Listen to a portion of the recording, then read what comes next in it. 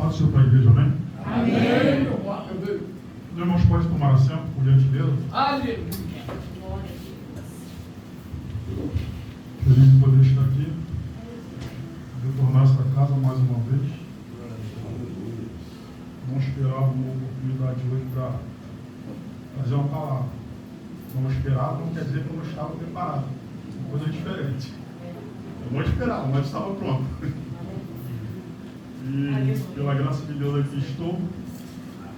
Se eu nos permitir chegar a este lugar, você breve, tá, irmãos? No seu objetivo, já ouvi de Deus, não tinha nem plano de estar aqui hoje. Mandei mensagem para alguém perguntando se ia ter culto. Me confundi entre segunda e terça. A pessoa me respondeu que teria culto, então, pela graça de Deus, eu vim. A bicicleta não ajudou muito. A outra que anda preocupou. Tive que vir no improviso.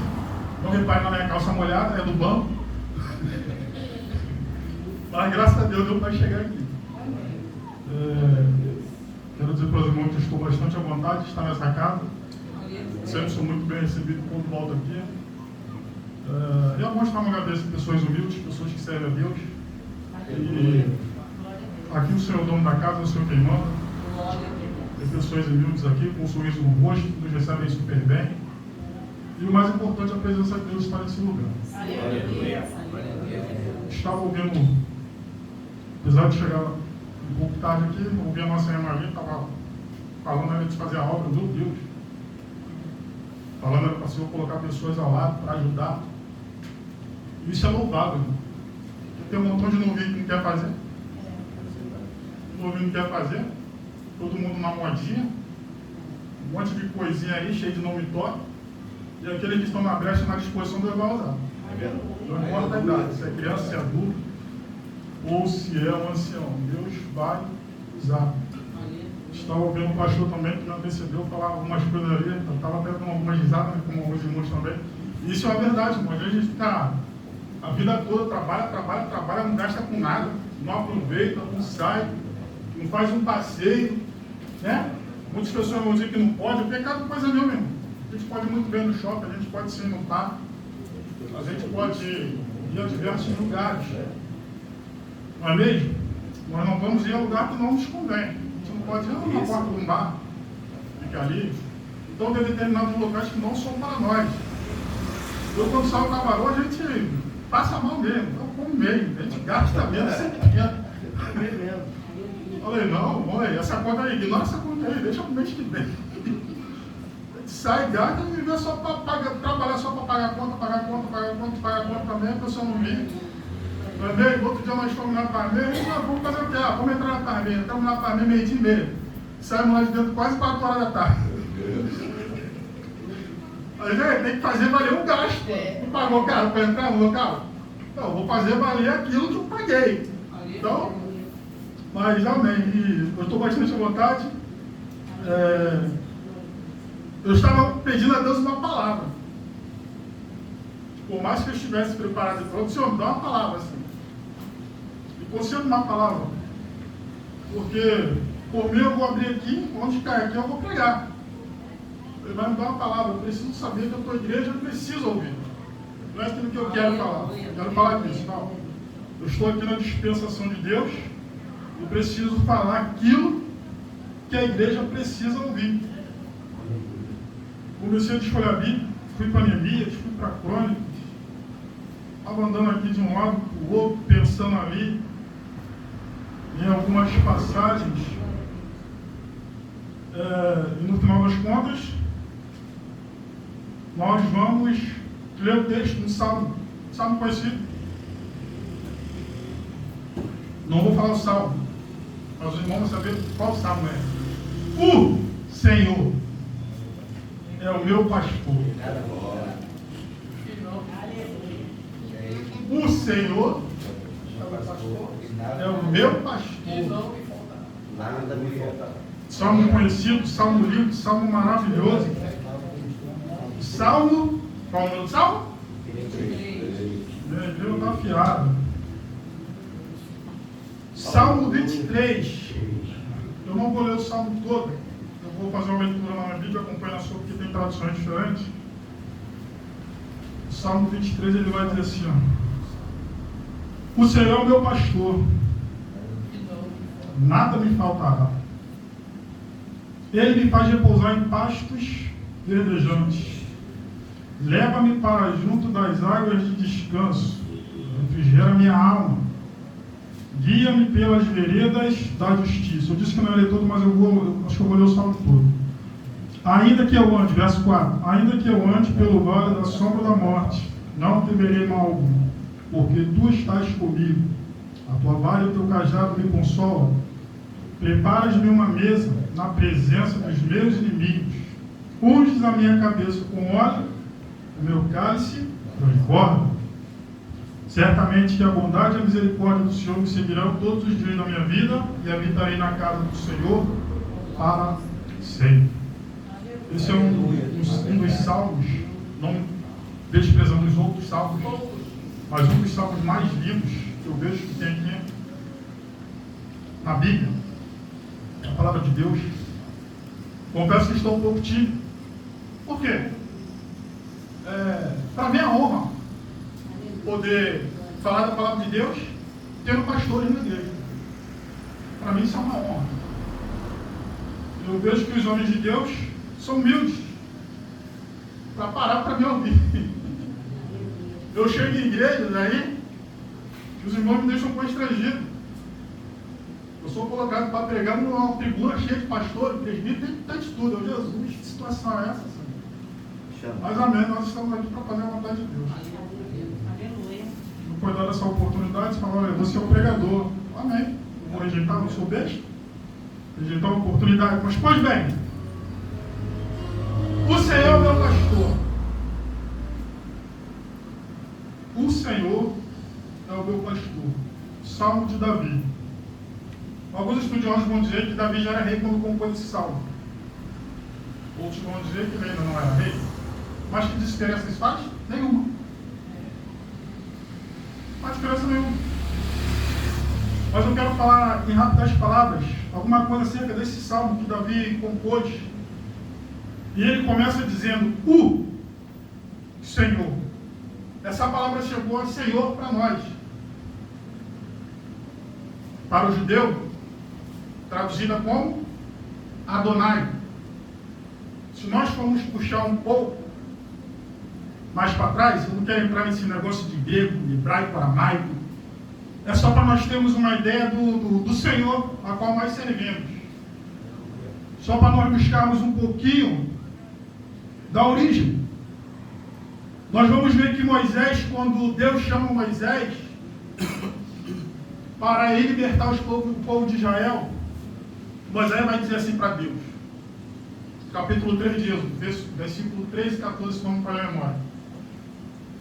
Quando eu vier aos filhos de Israel, que lhes direi? Que lhes direi? Quando eles me perguntarem quem foi que me enviou?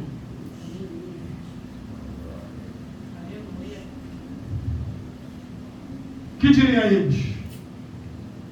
Quem foi que me enviou? E ele disse, assim direi aos filhos de Israel, eu sou, me enviou a vós. Eu sou. Quem é eu sou? Eu sou o que sou. Eu sou, me enviou a vós. E muitos estudiosos tentaram de alguma forma traduzir essa palavra eu sou. E ela chegou mais próxima ali do verbo hebraico, da raiz hebraica, avá. Eu não estou aqui para ficar falando de hebraico, só para ter uma noção aqui da origem. Alguns estudiosos até hoje estão discutindo isso. Se é Yahvé, se não é Yahvé, porque pela tradução não existiria consoante, acrescentou-se a consoante e aí, para conseguir se pronunciar o nome, Yahvé. Mas eu não quero me prender a isso. É o mais próximo que chega de eu sou. O mais próximo. Aleluia. E nós vamos ver também no capítulo 6 de Êxodo, que Deus ele falando com Moisés, ele vai dizer assim, aparecer Abraão, Isaac e Jacó. mas pelo meu nome não lhes fui perfeitamente conhecido. Fui conhecido como Deus Todo-Poderoso, mas não exatamente pelo meu nome. O judeu, ele considerava o nome de Deus tão santo, tão sagrado, que para pronunciar o escriba, sabe o que ele fazia? Ele tomava um banho. Primeiro ele tomava um banho, se purificava e escrevia o nome.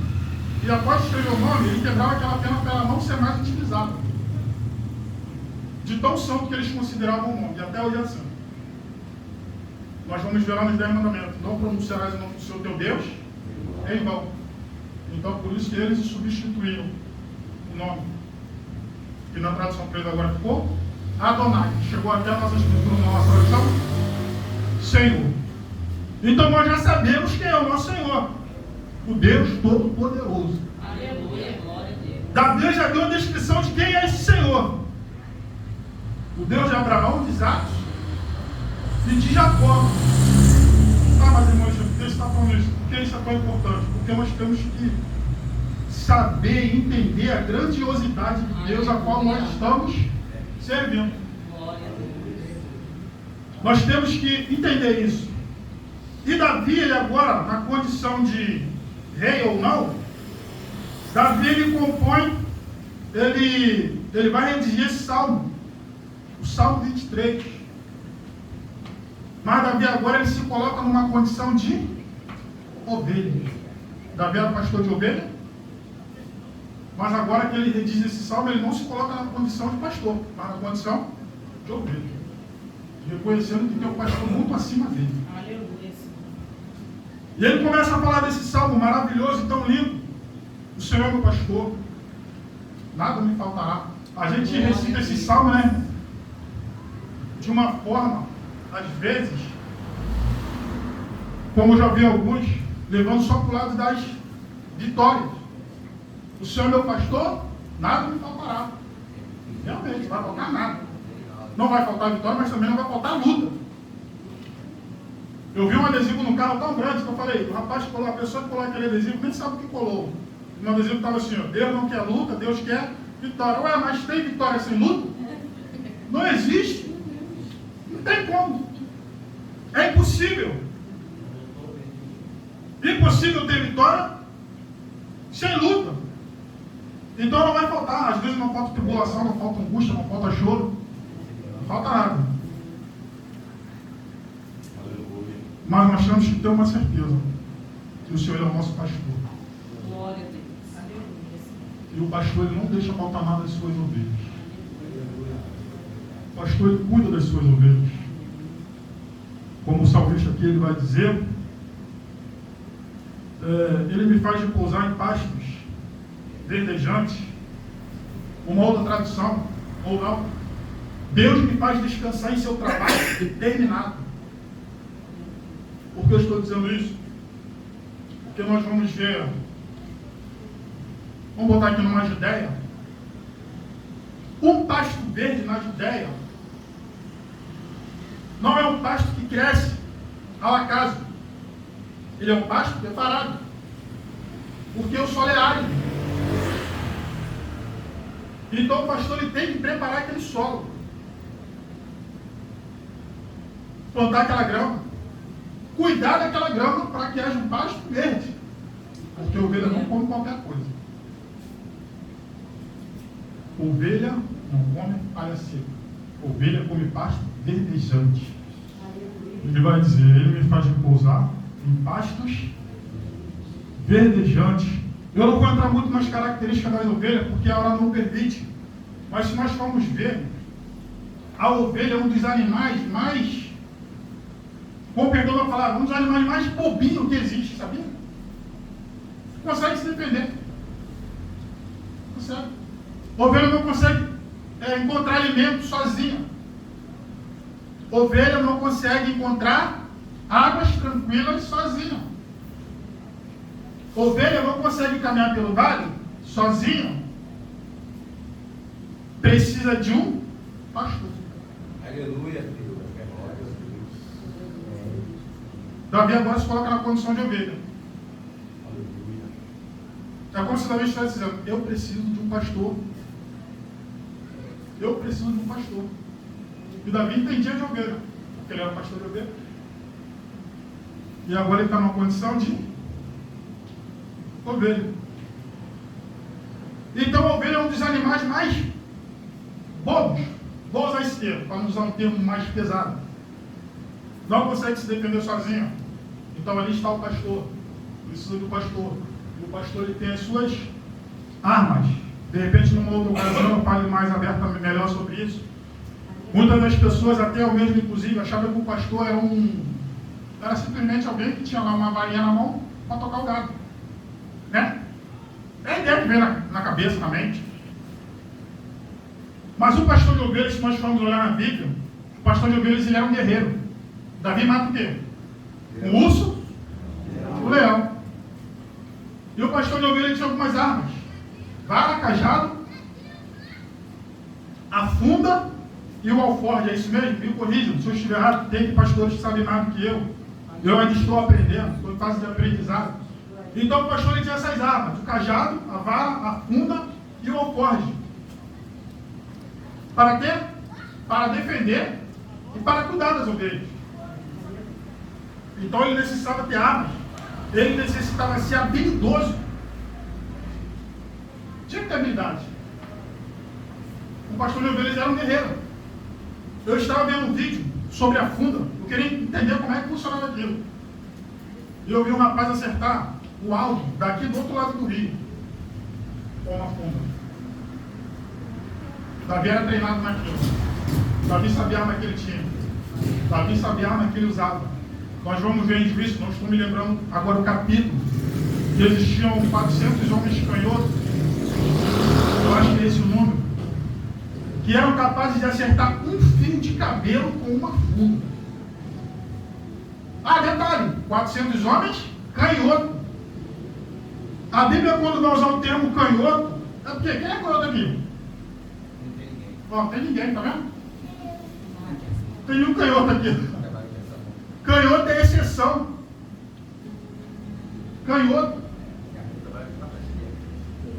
Canhoto. Tem uma habilidade. Eu não sei fazer nada com a mochila, só Jesus. Eu consigo segurar alguma coisa, pegar, mas não funciona muita coisa.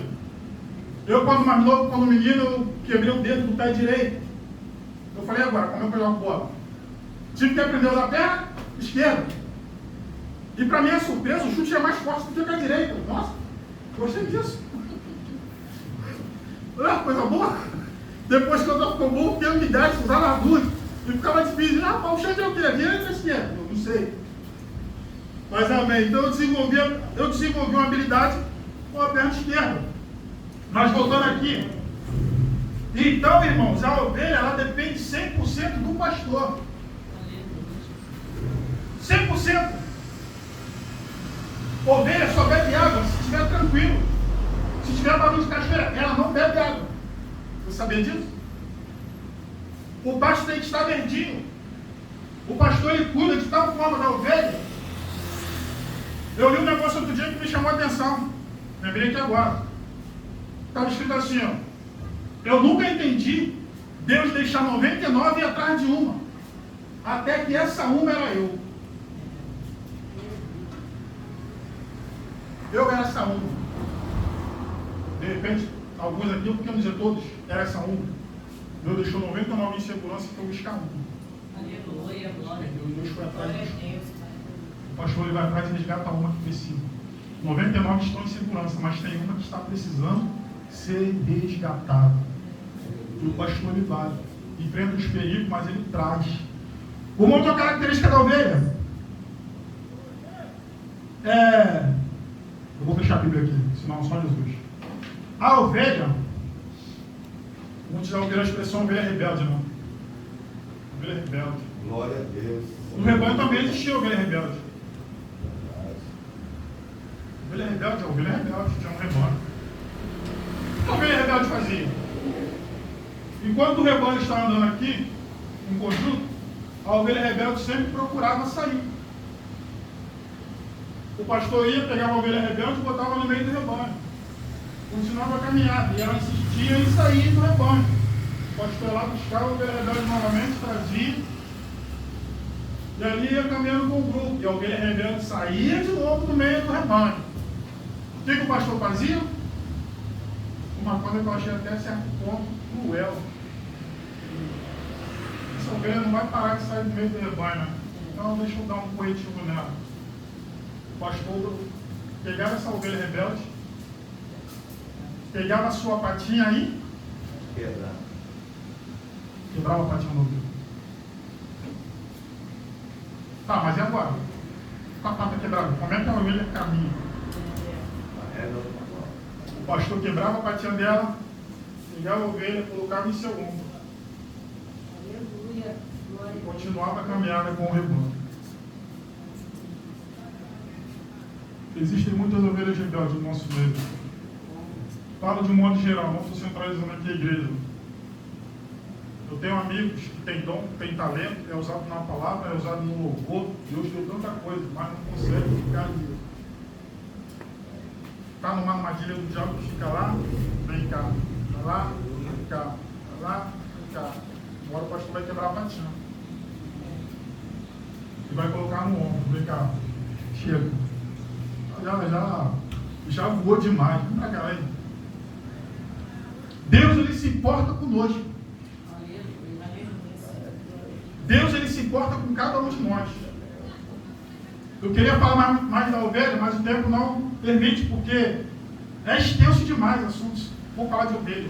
O assunto é muito extenso, é muito amplo. Só quero falar de mais uma característica que o pastor fazia com a ovelha. Unges a minha cabeça com óleo. Para que serviu o óleo? O óleo era para ungir a cabeça. Literalmente, da ovelha. Por que ungir a cabeça? Porque época de acasalamento, os machos brigavam. Para disputar, né? Bem. Então o óleo era passado na cabeça para que a briga do carneiro, né?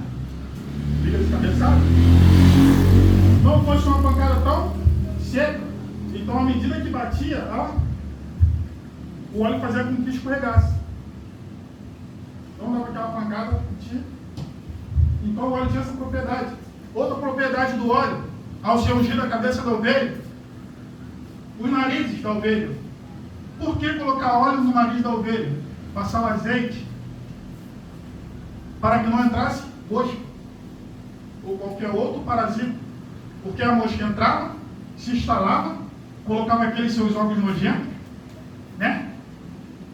E dava o que na cabeça da ovelha? Bichos. E aí não tinha jeito. Aí sabe o que a ovelha fazia quando acontecia isso?